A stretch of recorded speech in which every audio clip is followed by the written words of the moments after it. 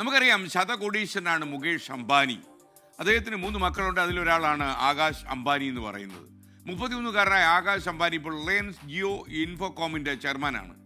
ഒരു ദിവസം ഈ ആകാശും വീട്ടിലെ വാച്ച്മാനും തമ്മിൽ വലിയൊരു ശണ്ടയുണ്ടായി. ചക്കട വലിയൊരു തർക്കമാണ്. ആകാശിന് കലി സഹിക്കാൻ പറ്റില്ല. വാച്ച്മാനെ നല്ല ഉച്ചത്തിൽ ചീത്ത വിളിച്ചു. ഇത് കേട്ടുകൊണ്ടാണ് അച്ഛൻ മുകേഷ് അംബാനി ഇറങ്ങി വരുന്നത്. അദ്ദേഹം മകനെ കൂട്ടിക്കൊണ്ടുപോയി മുറിയിലിരുത്തി.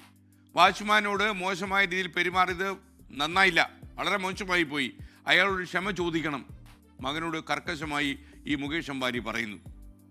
അപ്പോൾ വേറെ മാർഗമൊന്നുമില്ലാത്തതുകൊണ്ട് ഈ ആകാശ് അംബാനി വാച്ച്മാനോട് ക്ഷമ ചോദിച്ചു. എനിക്ക് അബദ്ധം പറ്റി, ഞാനതൊന്നും അങ്ങനെ വിചാരിച്ചില്ല എന്ന് പറഞ്ഞു. അച്ഛൻ പറഞ്ഞു മാപ്പ് ചോദിക്കണമെന്ന് എന്ന് പറഞ്ഞ് ക്ഷമ ചോദിച്ചു. ആ മുകേഷ് അംബാനിയുടെ ഉപദേശം എന്തായിരുന്നു അറിയാമോ? ഒരുപാട് പണം കയ്യിലുണ്ടെന്ന് കരുതി ആരോടും എന്തുമാകാം എന്നൊരു ധാരണ പാടില്ല എന്ന് മകനെ മുകേഷ് അംബാനി ഉപദേശിച്ചു. ഈ പ്രവൃത്തിയിലൂടെ അദ്ദേഹം പഠിപ്പിച്ചു കൊടുത്തും അത് തന്നെയാണ്. നമുക്ക് ചിലപ്പം നമ്മുടെ ജീവിതത്തിൻ്റെ ഏടിപ്പടികളിൽ ഒരുപാട് ഉയരങ്ങളിലെത്തിയെന്ന് വരും.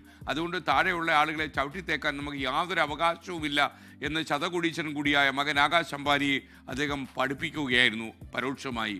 എത്ര വലിയ സ്ഥാനത്താണെങ്കിലും, എത്ര സമ്പത്തുണ്ടെങ്കിലും, എത്ര സ്വാധീനമുണ്ടെങ്കിലും മറ്റുള്ളവരുടെ മാന്യമായി പെരുമാറാൻ നമുക്ക് കഴിയണം.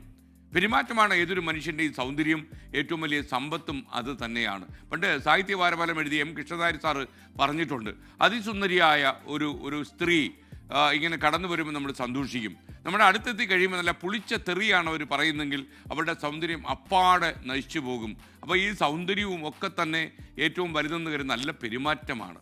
അപ്പോൾ നല്ല പെരുമാറ്റത്തിന് വേണ്ടി നമ്മൾ ശ്രമിക്കുക.